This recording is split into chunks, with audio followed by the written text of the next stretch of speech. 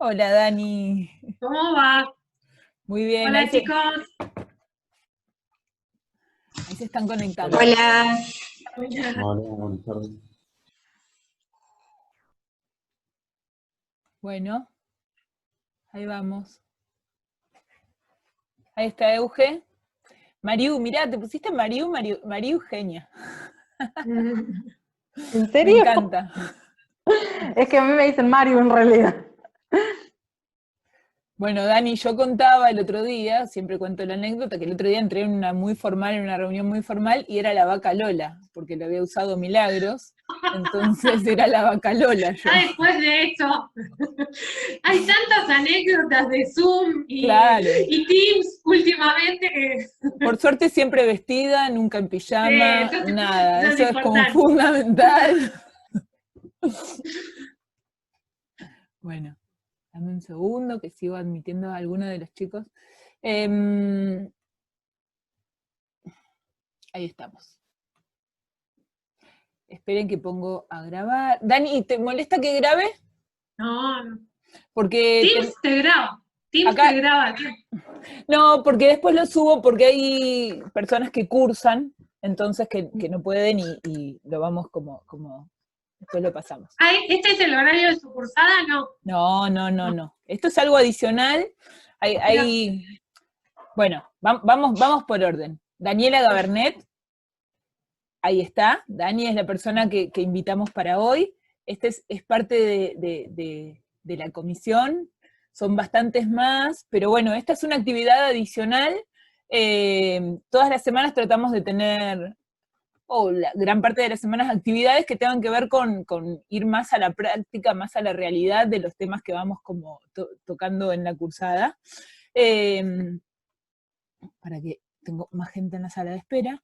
Y la idea siempre, Dani, es como, nada, respetar el horario de clase. Esto es algo que es absolutamente opcional, con toda la dificultad que genera conectarse. Sí. Pero como verás, son un grupo interesado porque hay un montón de gente. Mirá. Bueno, y... El tema convoca mucho. El tema convoca mucho, ya hemos estado hablando, te comentamos que ayer empezamos a trabajar, o esta semana empezamos a trabajar adopción. Nosotros estamos dando clase a través de videos de YouTube, o sea, subimos todos los viernes 2 videos de YouTube y después tenemos un encuentro con los chicos donde trabajamos dudas de los videos y después durante la semana tenemos actividades como prácticos.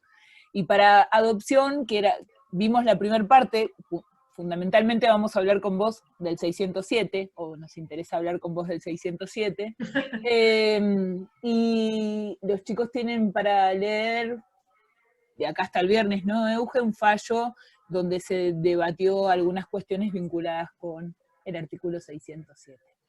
Pero, bueno, antes de empezar, como que quería presentar a Daniela. Dani trabaja en el juzgado de familia número 5, como yo les comenté ayer. Es especialista en cosas, según dice ella. Pero, no, eso lo dice mi juez. Eso lo dice, bueno. Vos que sos especialista en cosas porque sí. trámite, todas esas cosas. Bueno, pero para mí Daniela reúne como dos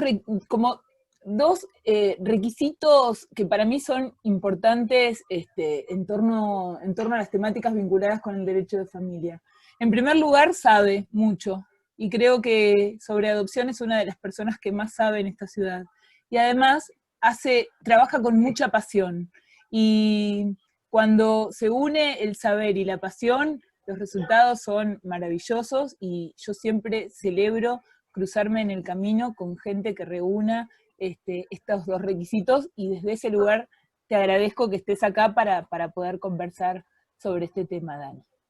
Yo agradezco las palabras, pero bueno, siempre pienso que una cosa lleva a la otra.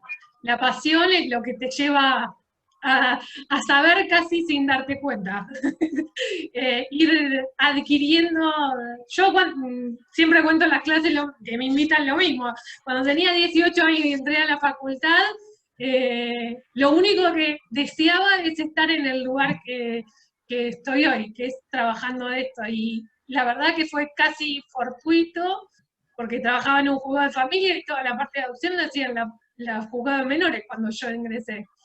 Y bueno, dice Hugo, el juez con el que trabajo, la pelota sigue al jugador, la pelota llama al jugador, y así fue. Es que no, evidentemente no había forma de que no hiciera lo que hago, y así me gusta cada vez especializarme más en eso. Bien. Dani, ¿qué haces en el juzgado de familia 5? Bueno, trabajar en un juzgado de familia siempre fue una tarea de riesgo. Hice muchas cosas. Yo empecé estando en una mesa de entrada, cuando la mesa de entrada del tribunal, no sé si lo sabe, tenían media cuadra de distancia más o menos. O sea, yo llegaba a las 7:30, en ese momento entraba a tribunales a las 7:30 y ya había muchas personas en la cola. Y bueno, el primer paso por la mesa de entradas es el que me fogueó para todo lo que vino después. Hice trabajo de salud mental, lo que hoy es las internaciones y la determinación de la capacidad jurídica, que no sé si ya la vieron. No lo vimos todavía. Bueno, y después los tribunales de familia se convirtieron en juzgados unipersonales en el año 2011, y yo igual ya hacía, desde del 2009 que se desmembraron los juzgados de menores, yo ya hacía la parte de niñez, estaba en el área de niñez. Y desde ahí no me moví del área de niñez. Hago todo lo que tiene que ver con adopciones, exclusivamente no, sino con tutelas, medidas preliminares que tienen que ver con violencia en niñez, y me encargo del registro de adoptantes también. Bien. Yo les doy la palabra, a ver si alguno tiene alguna pregunta. Siéntanse con la libertad absoluta de preguntar lo que quieran preguntar, ¿sí? Dani es la pata judicial, digamos, del sistema de promoción y protección de derechos del niño, y un poco había algunas preguntas en torno a este tema. ¿Alguien?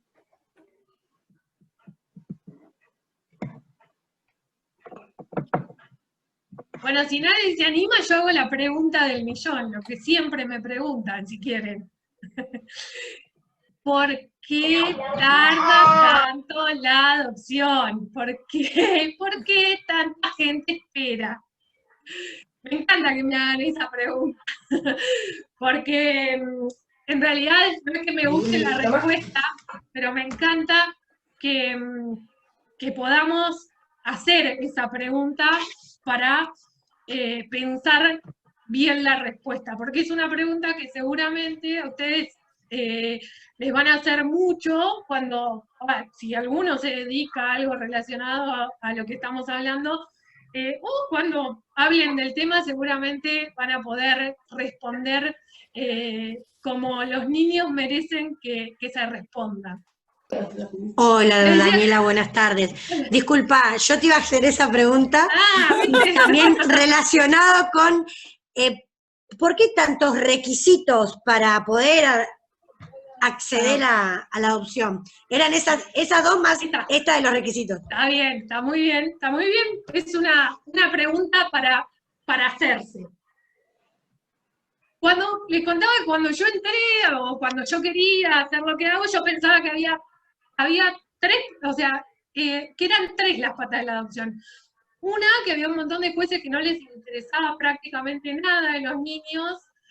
Otra, que había hogares llenos de niños queriendo ser adoptados. Y otro, que había un grupo de muchas personas sufriendo porque no podían ser padres, posiblemente por la biología no podían ser padres, y estaban esperando que esos jueces, que evidentemente tenían un montón de causas sin resolver, hicieran algo. Bueno, ojalá hubiese sido algo cercano, pero mínimamente cercano a eso que yo pensaba, porque hubiese sido muchísimo más fácil. la mayoría de los jueces que me crucé acá en La Plata, en la provincia o en el país, les interesa muchísimo el tema, sobre todo porque en el Foro de Familia es uno de los pocos temas que dan satisfacción. Entonces, por lo general, es el tema que más les gusta. Los hogares, muchos tienen niños, no todos los niños quieren ser adoptados. Y en tercer lugar, en el registro de adoptantes hay un montón de gente, de los cuales hay un montón que tienen recursos simbólicos para para convertirse en padres por vía de la adopción, y muchísimos que no, como en la vida misma, como en la sociedad. Entonces, empecé a darme cuenta que la situación era mucho más compleja, que esos requisitos que la ley pide tienen que ver con que esos niños ya tuvieron vulnerado su principal derecho, que es a criarse en su familia biológica. Entonces, el Estado, por medio de la justicia y como recurso utilizando esas familias que se proponen en el registro de adoptantes, debe asegurar que esos derechos sean restaurados, y de la única forma que lo puede hacer es poniendo algunos requisitos que no tienen que ver con tener una casa hermosa, ni poder llevarlos de viaje todos los años a algún lugar del exterior, ni poder pagar un colegio bilingüe, sino tienen que ver con requisitos del orden de lo simbólico, de lo psicológico, de lo subjetivo. Como requisito indispensable es poder priorizar a ese niño, a ese grupo de hermanos, antes que su propio dolor o su propio narcisismo de querer convertirse en padres, porque la adopción es una manera diferente de convertirse, aunque se la quiera todo el tiempo se la quiere equiparar, y a veces al equipararla, para muchas cosas obviamente es convertirse en familia, pero para muchas otras se la equipara a riesgo de que esas diferencias justamente son las que hacen la adopción maravillosa, pero a la vez difícil, porque se necesitan, como hoy decía, recursos diferentes en algún punto, que tienen que ver con el respeto de la historia de ese niño, porque aún en las 3 causales que habrán visto del 607, la causal que el gran porcentaje de las personas que se proponen para ser familia por adopción desean, que es el niño NN, que teóricamente no tiene historia, aún en esa causal hay una historia que desconocemos, que puede ser un agujero muy grande para ese niño que deviene en adolescente o en adulto, no saber quién es, de dónde vino y cuál fue su historia previa familiar, que todos la tenemos y todos tenemos derecho a saberlo. Entonces, para poder sobrellevar y ahijar y acompañar a un niño con una historia a veces desconocida, hay que tener recursos que no tienen que ver, como hoy les decía, por materiales. Los materiales no importan. Es algo que yo en todos los juzgados y jueces con los que he tenido mayor cercanía se coincide. Yo realmente no conozco un juez o un juzgado que le dé preponderancia a la cuestión económica, que es algo que paradójicamente en la sociedad se cree que es así. Y en cuanto a los requisitos... ¿Hay que ser dueño de la casa? ¿Hay que ser dueño? No. ¿Para postularse? No, eso no. A ver, hay algo que sí existe que tiene que ver con la certeza, la seguridad al momento de convocar a un matrimonio, a un postulante, de que ese niño va a tener un hogar, digamos, claro. Que va a tener un hogar, esos postulantes van a poder brindarle o cubrir sus necesidades básicas. Para eso no se necesita tener ni un trabajo en blanco, no se necesita ser propietario de una casa, no se necesita tener una habitación por cada niño, ni por su género, separado por su género, ni nada por el estilo.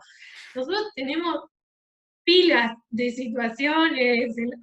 El año pasado, una familia para 5 niños que tenían solamente una habitación más y pensaban que el trabajador social cuando fuera eso iba a ser la causal por la cual no los eligieran, y fue el juez mismo el que le dijo, no, a mí, o sea, si vos tenés 2 cuchetas y tenés que tirar un colchón en el medio, y me asegurás que esos 5 hermanos puedan estar juntos, pero yo no necesito nada más.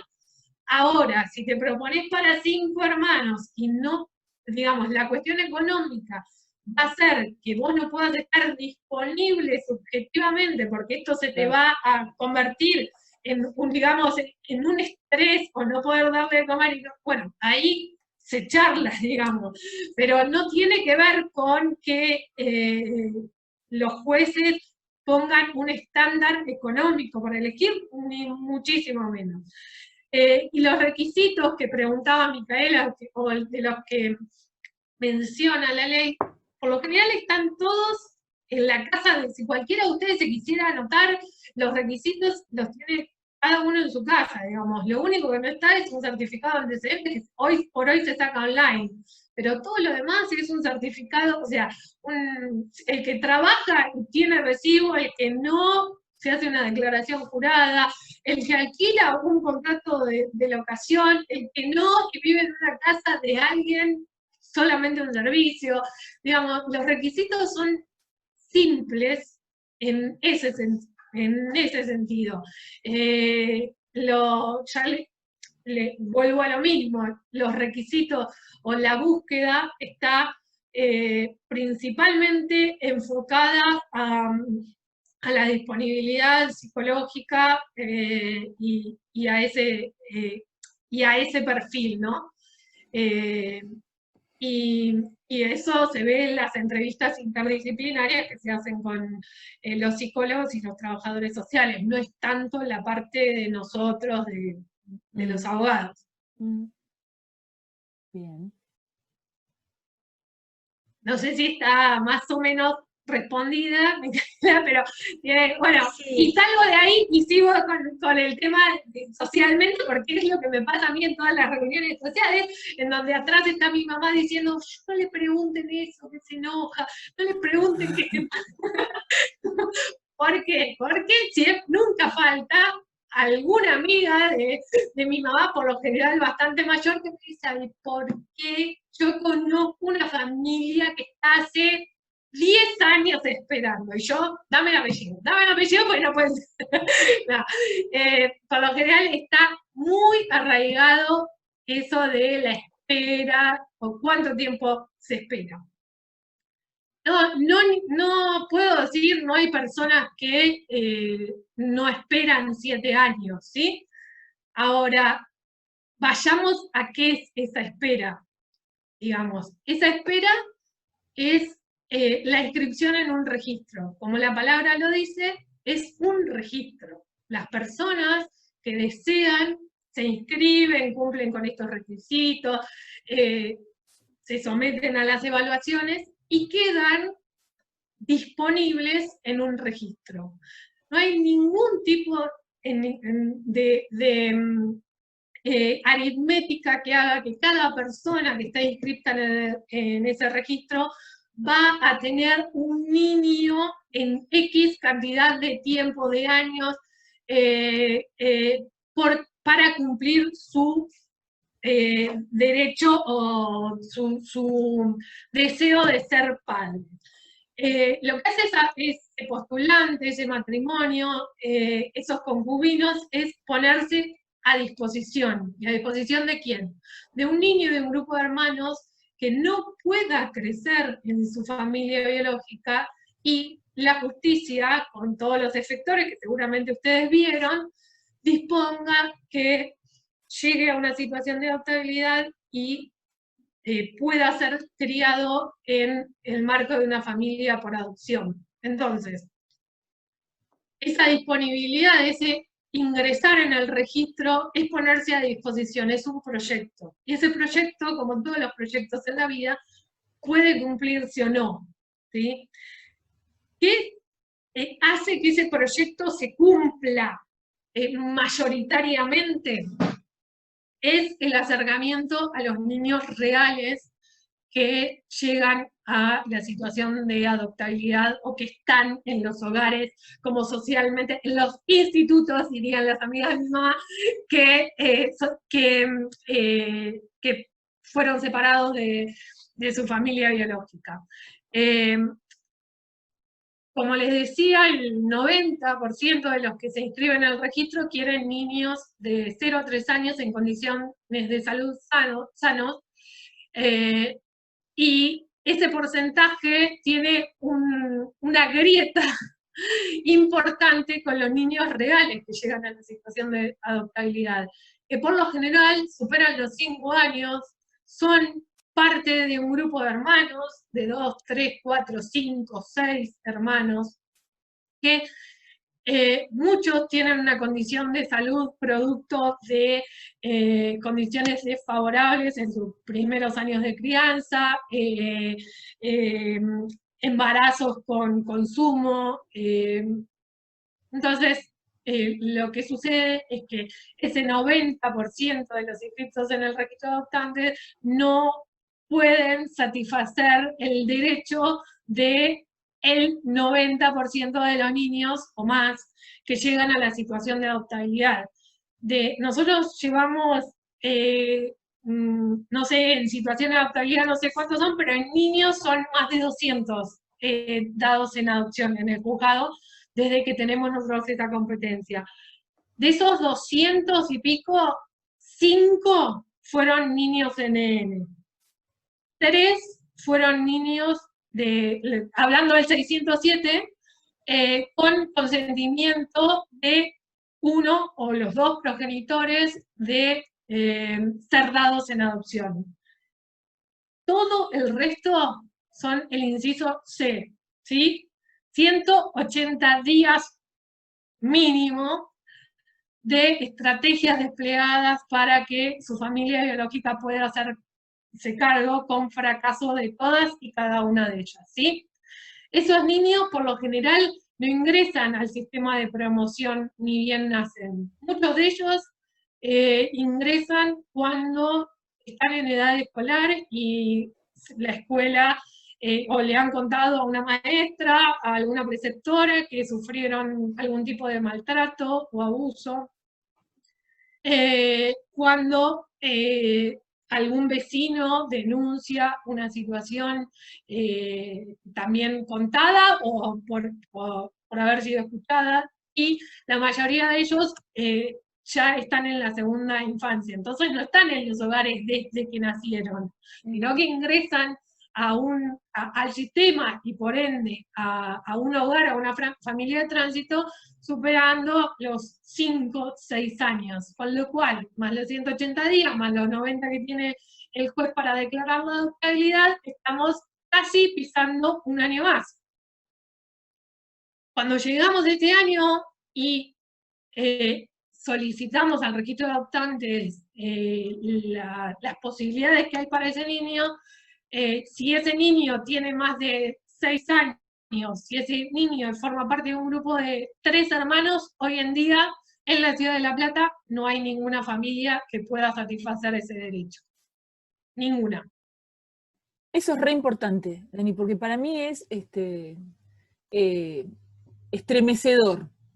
Digo, y un poco... va a ser peor, va a ser peor. ¿Por qué les digo? Porque nosotros hace 6 meses que no inscribimos, o sea, los juzgados de La Plata no tienen inscripciones por estar en el AMBA, así es como estamos cerrados. Lo primero es el contacto con el público que se cerró, entonces no hubo nuevas inscripciones. Y a la vez, la situación de adoptabilidad, y obviamente los niños siguieron creciendo en los hogares, se llegaron a situación de adoptabilidad, y se seleccionó, y muchas vinculaciones se hicieron por videollamadas, y muchas se autorizó con todos los recaudos sanitarios, vinculaciones presenciales, y en muchas se hicieron regresos. Con lo cual, si estábamos en un número de pretensos adoptantes a principio de año, en la provincia creo que había 2000 en toda la provincia, de postulaciones se llama,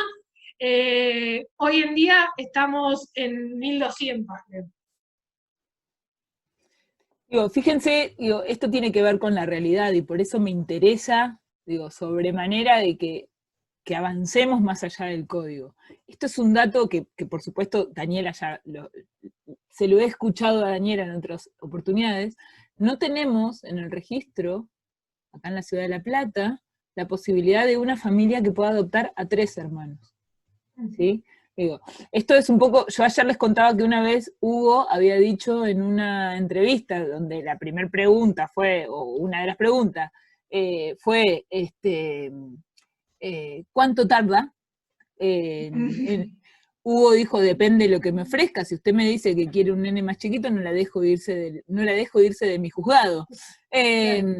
Digo, sucedería lo mismo con alguien que, en este marco de proyectarse, y en términos de proyecto, como decía Daniela, de proyectarse como el recurso familiar para un niño o para un grupo de hermanos, de 3 hermanos, digo, no habría demora.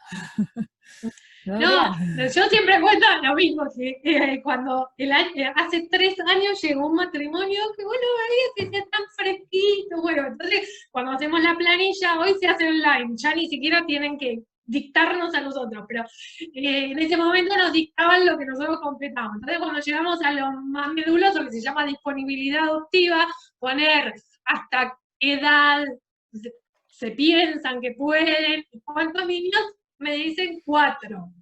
Entonces yo le digo, no, pero la edad de los niños no, ¿hasta cuántos niños?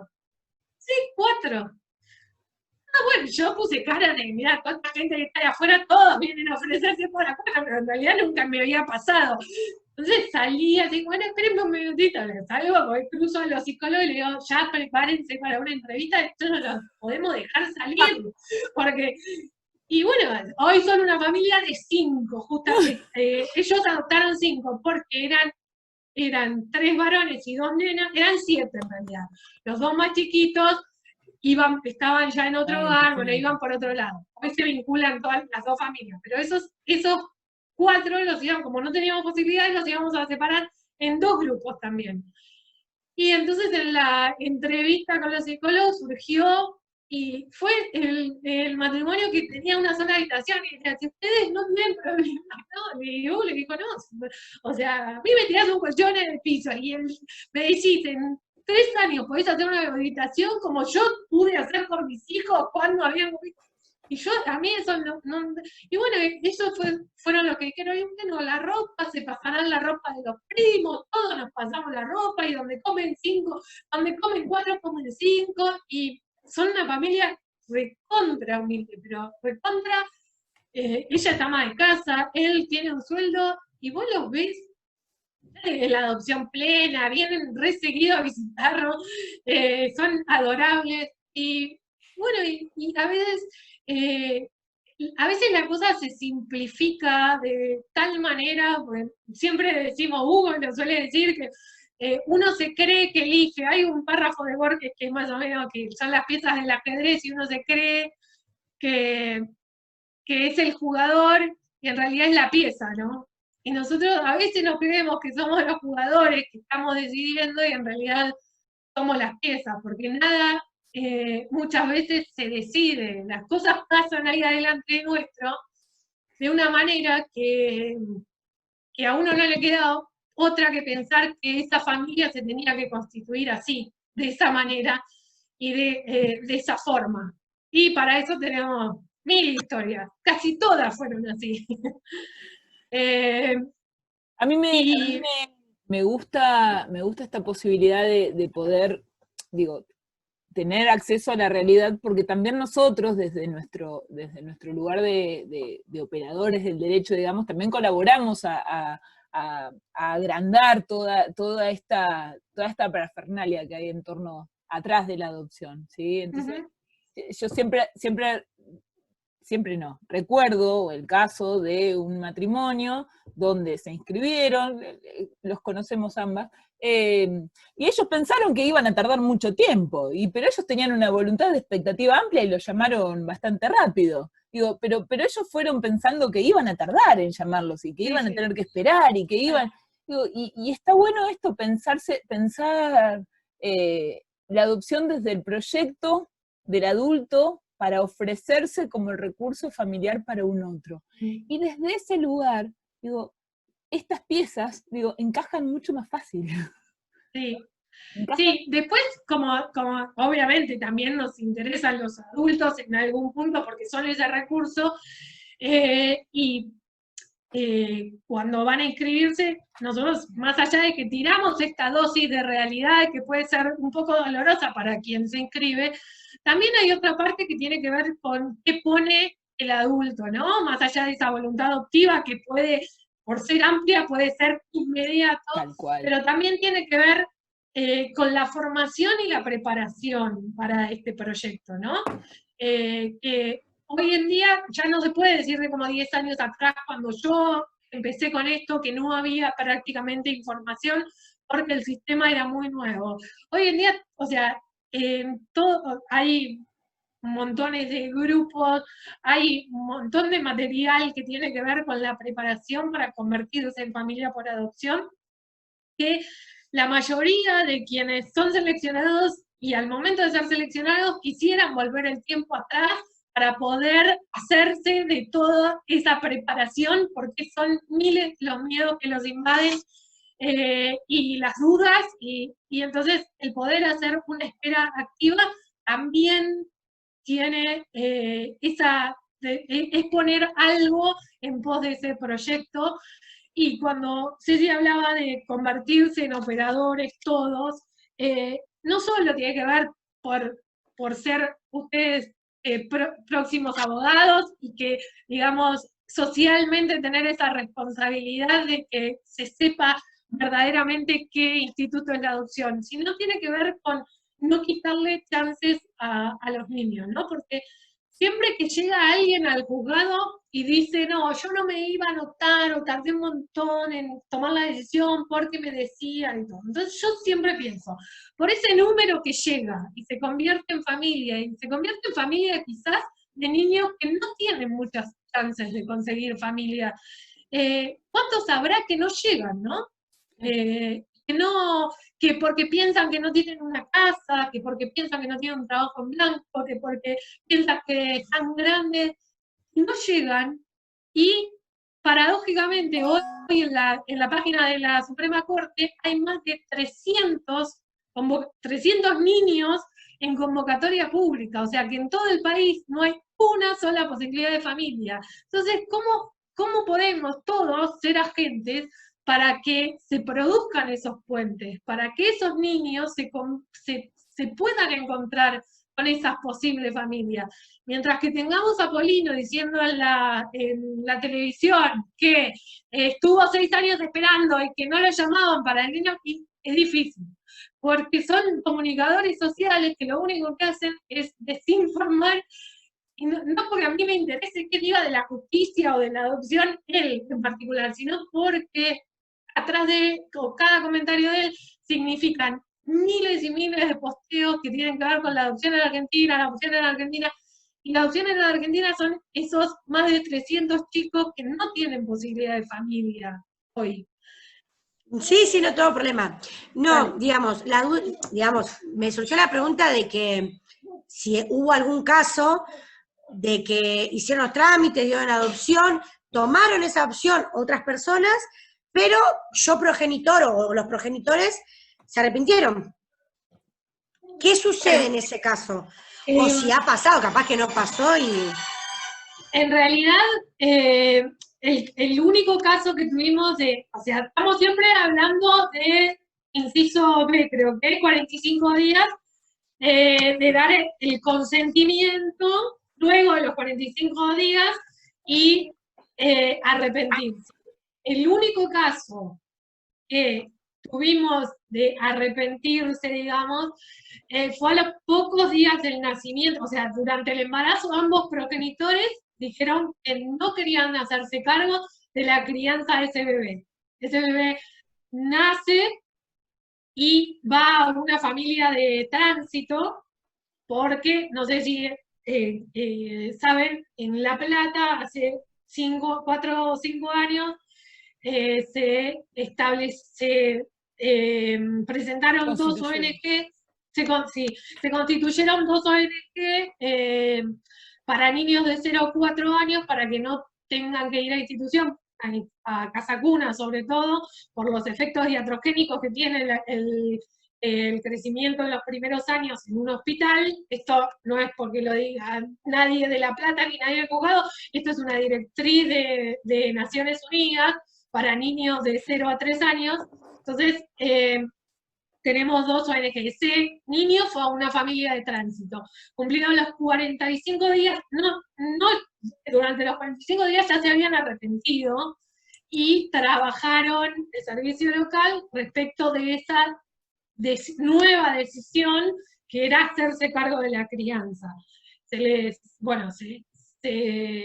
sugirió un tratamiento psicológico, se los acompañó y cumplidos los 45 días, la progenitora se presenta en el juzgado no para ratificar su decisión, sino justamente para hacer lo contrario, para manifestar que no quiere darlo en adopción. Ese niño todavía estaba en una familia de tránsito, con lo cual se hace una entrevista o sea, fue bastante debatido eso porque el servicio local entendía que había que ponerle un nuevo plazo.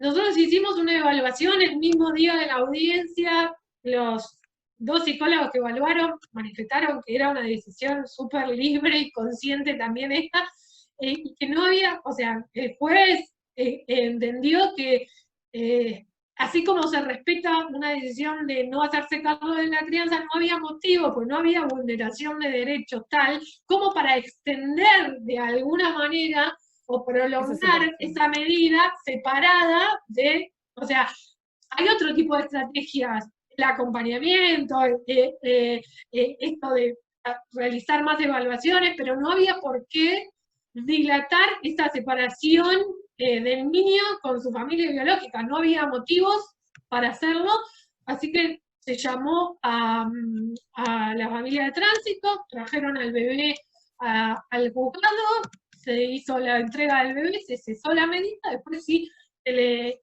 hicieron una serie de evaluaciones posteriores para ver si para monitorear esa situación, y bueno, esa causa, ese expediente se cerró porque no había motivo. No es lo más común, como les digo, yo tuve uno solo, y después hubo otro caso que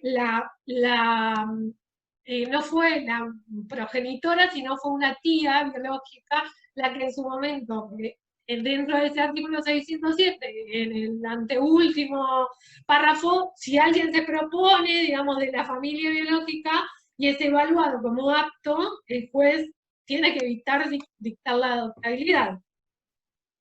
Esta tía, o sea, al momento de la adoptabilidad, porque el factor tiempo en los niños es una variable muy importante. Entonces, no en todo tiempo las decisiones de los adultos pueden tener el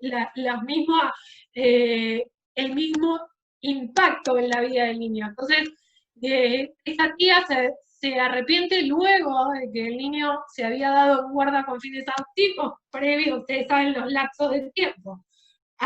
Vinculación, conocimiento y primer acercamiento a ese niño cuando están las condiciones dadas que tienen que ver con la edad, con el número de niños y con las condiciones subjetivas de cómo se da ese conocimiento, se produce el egreso con la guarda de ese niño.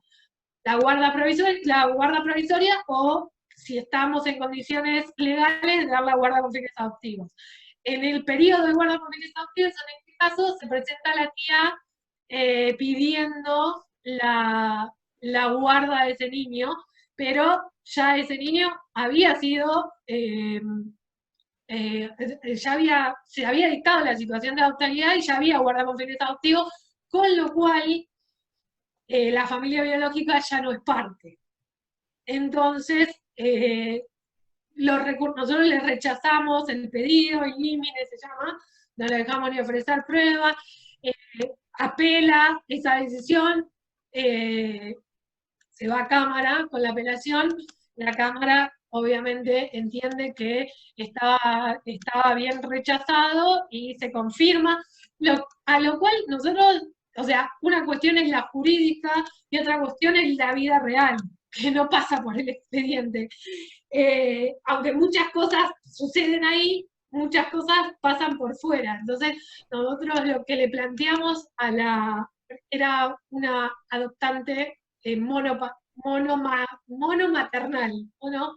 Monomarental. Monomarental. Le planteamos la presencia de esta tía biológica, aunque jurídicamente no lo era ya, pero en el entendimiento de que el acercamiento de ese vínculo en algún momento podría ser beneficioso para ese niño, muy pequeño en ese momento. Hubo un acercamiento en ese momento, no judicial, después no prosperó, pero un poco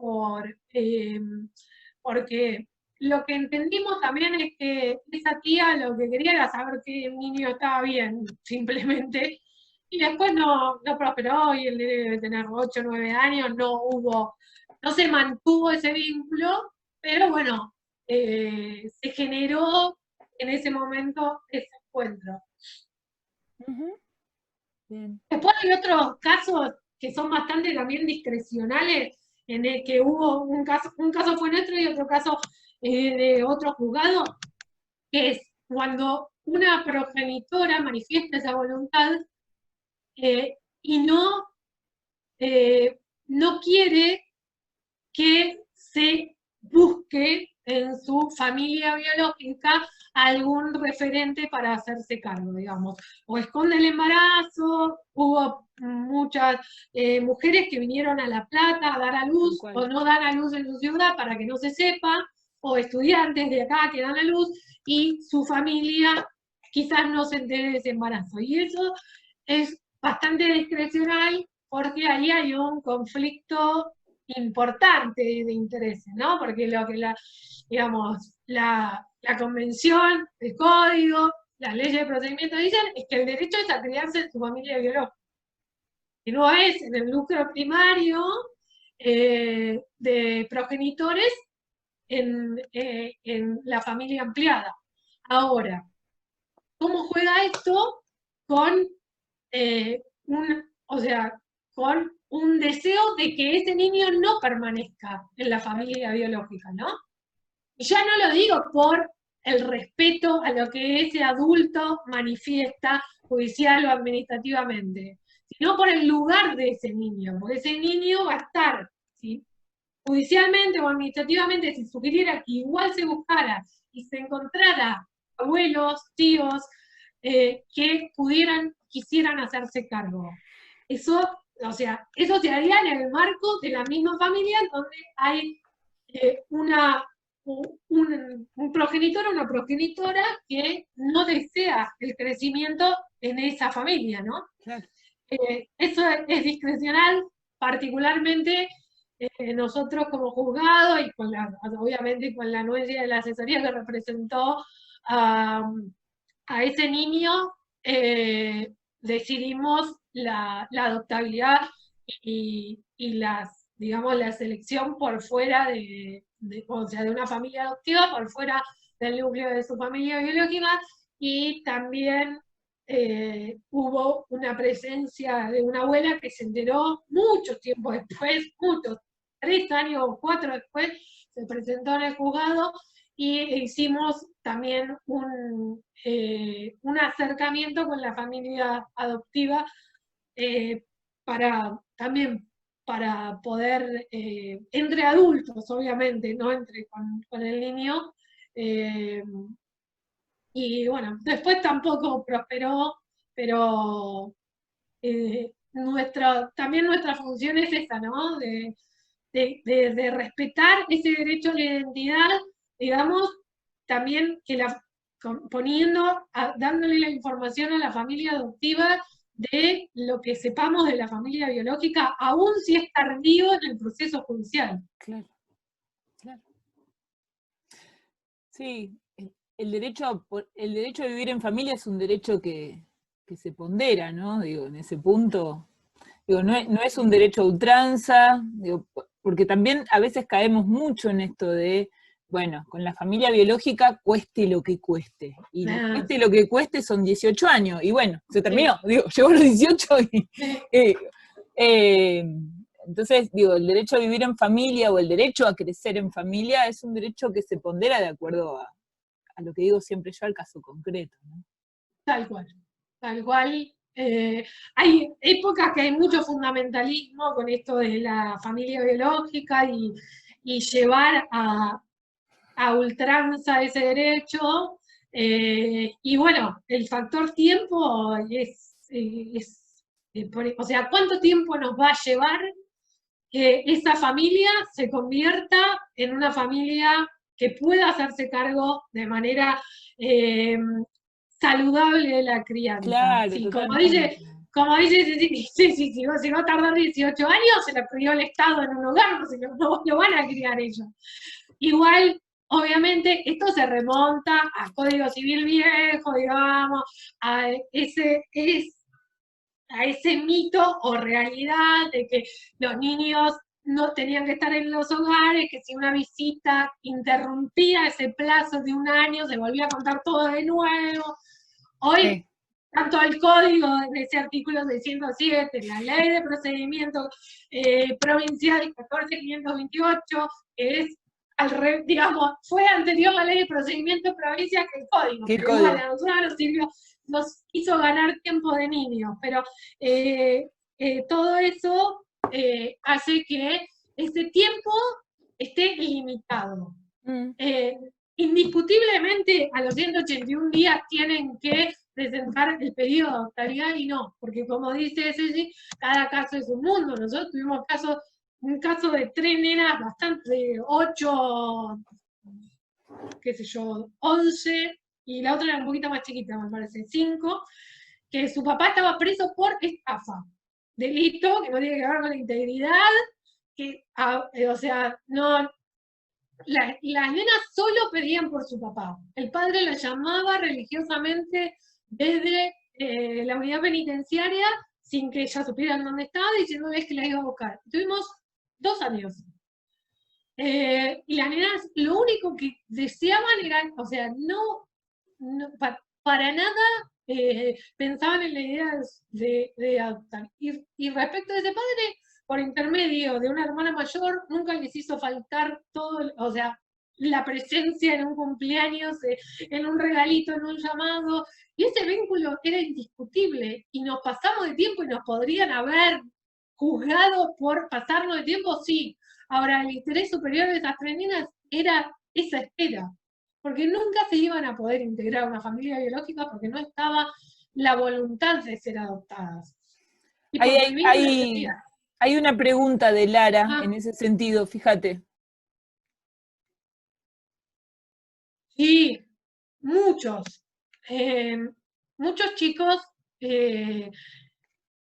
o sea, obviamente no todas las franjas etarias tienen la misma idea, obviamente, depende mucho de la madurez y de la edad de esos niños, pero aunque esto le compete prácticamente a la psicología, hay muchos niños que aún viéndose vulnerados seriamente sus derechos en el seno de su familia biológica, lo único que desean es volver con esa familia biológica. Y no siempre eso es trabajable, porque también existe el derecho a ser oído y que su opinión se encuentra. Es una condición, es un abanico de derechos que no van todos en la misma línea, ¿no? Entonces, cuando uno escucha que ese niño no quiere ser adoptado, con frases muchísimo más fuerte. Yo tenía un nene de 8 años que me decía, si vos traes una familia al hogar para que a mí me adopten, yo les clavo un cuchillo. Así. No más. ¿No les parece contundente tener que escuchar eso? 8 años tenía. Entonces, no. Cuando un niño no quiere ser adoptado, hay que escucharlo con todo el oído, porque eso va a impactar directamente en una vinculación, de manera directa. Yo pensaba recién que hay tantos niños que no quieren ser adoptados como adultos que no quieren ser padres adoptivos. Digo, uno presume que todo niño, claro, que uno presume que todo niño quiere ser adoptado. Digo, puede ser que. Y bueno, pero desde ese lugar también es como pensar en el niño como sujeto de derecho. Digo, bueno, también es una opción. Digo. Sí, lo que pasa es que es uno de los mitos sociales románticos, ese de que los niños están en el hogar esperando esa familia que venga corriendo, los abrace y ahí ya de pronto se convirtieron en padres e hijos, claro, vino el hada juez y lo convirtió en familia. Y en realidad la complejidad de lo que niños y adultos vivieron, digamos, y es lo que genera ese encuentro, no asegura nunca que se conviertan en padres e hijos, sino que va a ser una construcción diaria que ojalá, y con el deseo y la ayuda de todos los especialistas y efectores, prospere y se convierta en familia, pero no siempre sucede. Entonces, el mito del amor a primera vista nos mata, pero la vida social de cada uno y cada una de nosotros. Tal cual. Pero bueno, es la simplificación de la adopción. Es la simplificación absoluta de la adopción, que es una de las cosas más complejas que tiene los vínculos humanos, digamos, porque los niños, en esto de lo que dicen los adoptantes, bueno, no, porque el bebé que lo encontraron en la vía pública no tiene, yo tengo frases textuales, digamos, y no tiene que ver con la maldad de la gente, sino justamente con esto de pensarse salvador, o que su deseo de ser padre también acompañe o pueda ser acompañado por un niño que los necesite. Pero esto del niño bebé recién nacido, porque uno lo puede hacer a su forma. No, y el niño, sea el origen que sea, tiene que ser él, no tiene que ser, no tiene que ser a mi forma ni a la forma de nadie. Claro, pero bueno, es tan complejo el hacerse cargo de alguna manera de una historia que no se conoce, que creo que la forma que los adultos encuentran es esto de tratar de romantizarla y de que con el amor solo va a alcanzar. Y aunque es muy necesario, obviamente, no solo con eso alcanza. Bien. Tenés varias preguntas, Dani. Si querés te las leo, como quieras vos, como prefieras. No, bueno, viste, yo soy tu asistente acá, en este programa de tele. Me encanta. ¿Cuántas adopciones se concretan aproximadamente? Bueno, esto no hay, digamos, depende de muchos factores, porque no tuvimos años de muchísimas situaciones, sobre todo después del 2015, los 2 años siguientes, a raíz de estos plazos que puso el Código Civil, hicieron que muchas situaciones tuvieran que ser definidas porque ya había un plazo. Entonces eso hizo que los 2 años siguientes hubiera muchísimas situaciones de actualidad, no en nuestro juzgado.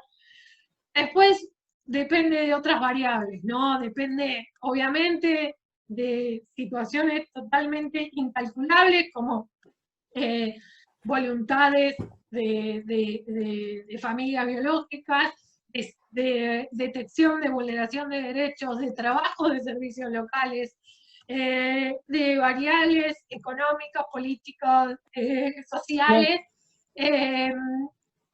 Pero bueno, y además en la Ciudad de La Plata hoy en día depende también de que los juzgados, ya en su momento por muchos años fuimos 2 juzgados los que trabajamos abrigos y situaciones de adaptabilidad, entonces el cúmulo era mucho, de llegar a 50, 60 situaciones de adaptabilidad, o niños, no situaciones de adaptabilidad, niños por año. Hoy en día, como se divide en 8 juzgados, ya son muchísimo menos, porque cada vez que una medida ingresa, una medida de abrigo ingresa, se reparten en muchos otros juzgados, entonces ya no tenemos la suma del poder público. De la adoptabilidad.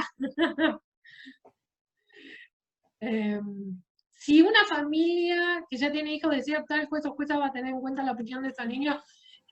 No es que lo va a tener en cuenta obligatoriamente, lo tiene que tener en cuenta ese niño, inclusive siendo adolescentes o adultos, o jóvenes, digamos, ya jóvenes adultos, tienen que ser entrevistados y escuchados, porque obviamente la familia adoptiva no es solamente el postulante, es una red que tiene que alojar, o sea, no es solo el vínculo padre-hijo, sino que ese niño se tiene que convertir también en sobrino, en nieto, tiene que ser recibido por una tribu que tiene que acompañar. Se controla en el caso de niños que son adoptados muy chicos, que no se les mienta en cuanto a su origen. Bueno, ese es un tema, digamos, porque si bien ellos, los adoptantes, tienen que asumir el compromiso, es en una audiencia, es un compromiso que queda ahí, y uno no siempre mantiene, si bien con la mayoría de los chicos lo seguimos viendo, seguimos sabiendo, pasan para Navidad, o cada vez que cumple años nos mandan una fotito, eso es extrajudicial, ¿no? No tienen la obligatoriedad de seguir. Pero en los niños que fueron dados en adopción muy chiquitos, nuestro juez tiene, o sea, que no pueden ellos mismos relatar su propia historia de origen o pasar en algún momento a consciente eso que vivieron en los primeros años, el juez tiene especial atención. Y de alguna manera siempre se las ingenió para chequear que esos niños supieran su origen. Cosas que sucedieron. Con uno se cruzó en la playa, en Costa del Este se cruzó con un nene que ya tiene 5 años, que habíamos dado en adopción cuando era muy chiquito. Y directamente les preguntó cuándo se lo habían contado. Con otro niño que también fue dado en adopción porque era un niño de nene, esa familia se vino a inscribir a cuando el niño tenía 5 años para la posibilidad de tener otro hijo y darle un hermanito. Y ahí en el cuerpo técnico detectamos que ese niño no lo sabía. Entonces, la evaluación fue en algún punto desfavorable y se reactivó el juicio de adopción de ese niño hasta tanto se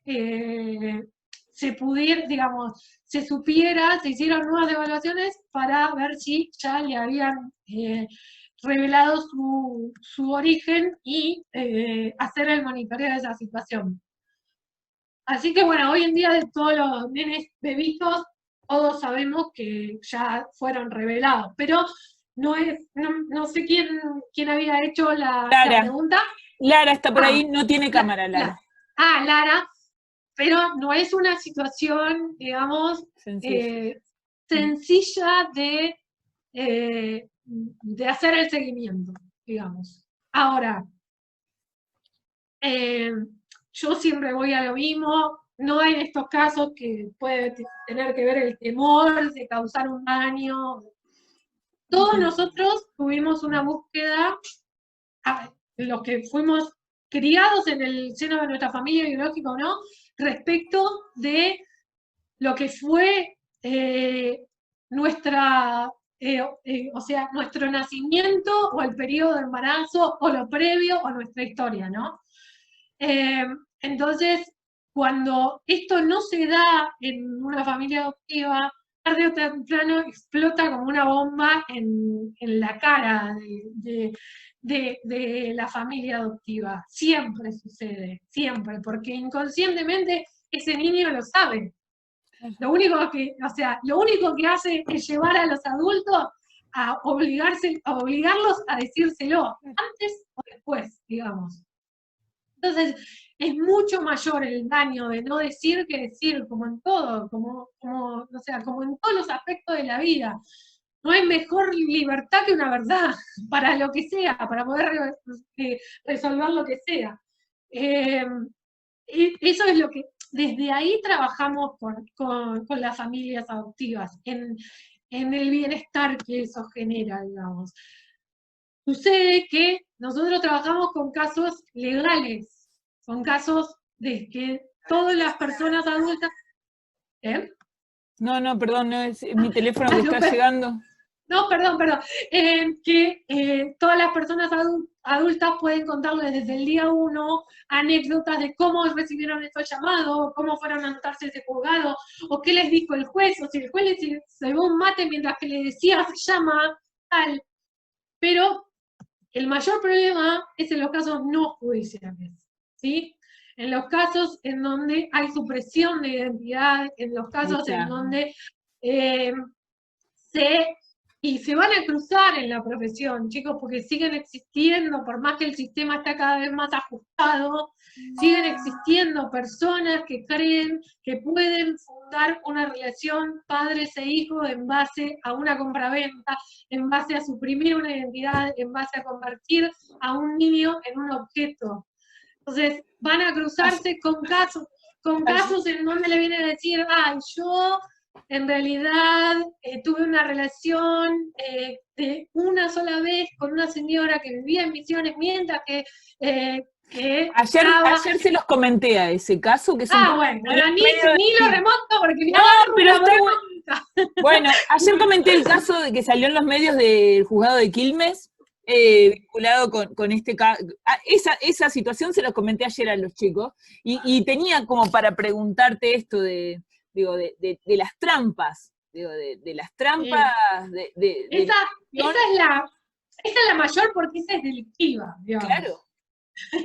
Esa es delictiva, que es, digamos, hacer que el señor en una relación ocasional con tanta puntería deja embarazada a, por lo general, una misionera, y la señora se entera el mismo día del nacimiento o al otro día con una felicidad enorme por esa infidelidad tan azarosa, ¿no?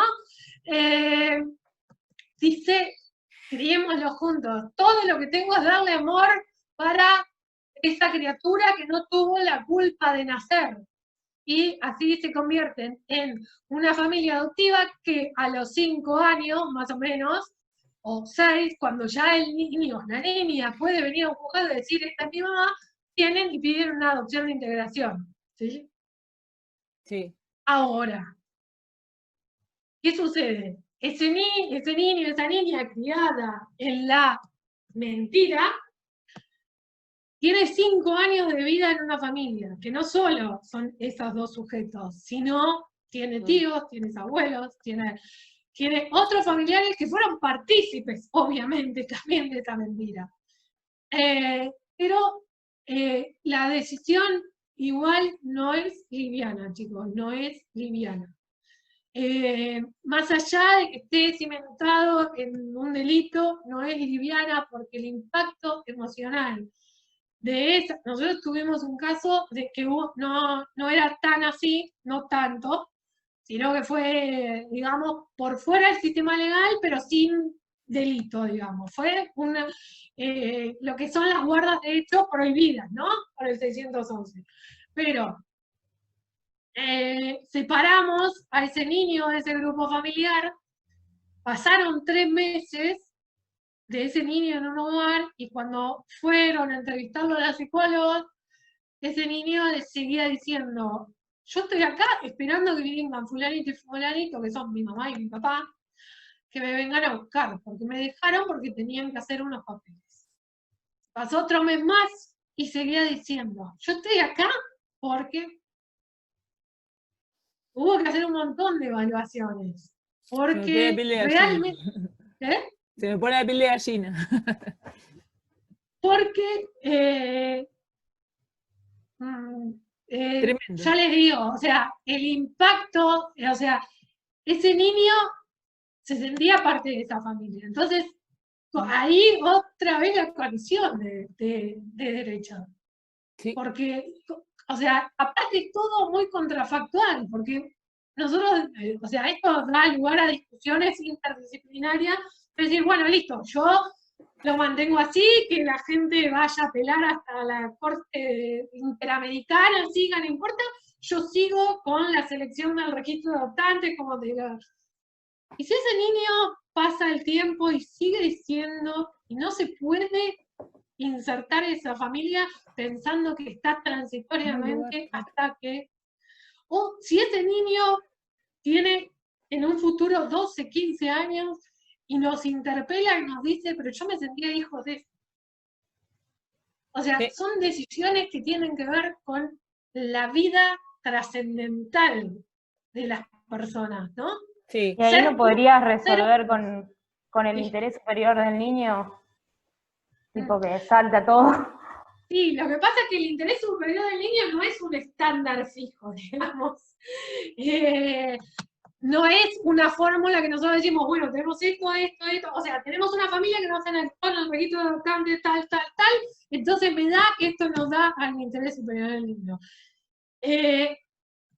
Digamos, nosotros tenemos que hacer ese interés superior del niño, lo tenemos que ver a la luz de esas circunstancias especiales de ese niño, que además en este caso, en su derecho a ser oído, expresaba ser hijo de una familia.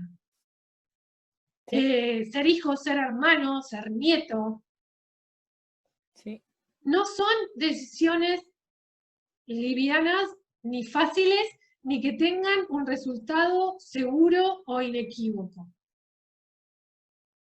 Sí, el problema es cómo comenzaron, ¿sí? El problema es, y cómo desde, no, pero digo, cómo desde el comienzo está esta idea arraigada de que el amor todo lo puede, de que de que todo es difícil, y como yo no puedo, y como tardo mucho, Sí, el adultocentrismo.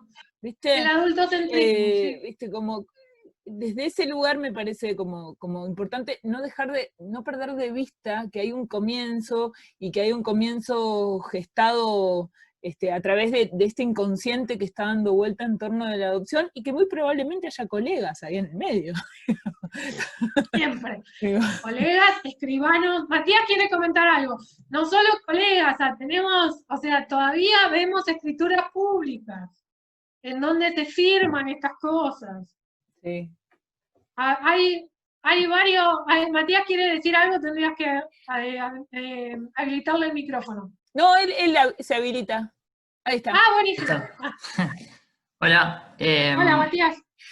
¿Qué tal? Un gusto. Igualmente. Justamente quería hacer hincapié en esto del adultocentrismo y cómo es también esto de las guardas de hecho, es como muy festejada y reivindicada por los grupos más conservadores, ¿no? Y cómo además se dan mucho, se dio mucho en lo que es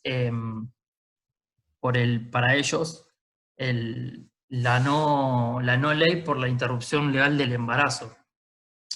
Por eso hasta un fallo hubo, creo que el año pasado o el anterior, en Paso de los Libres, me parece.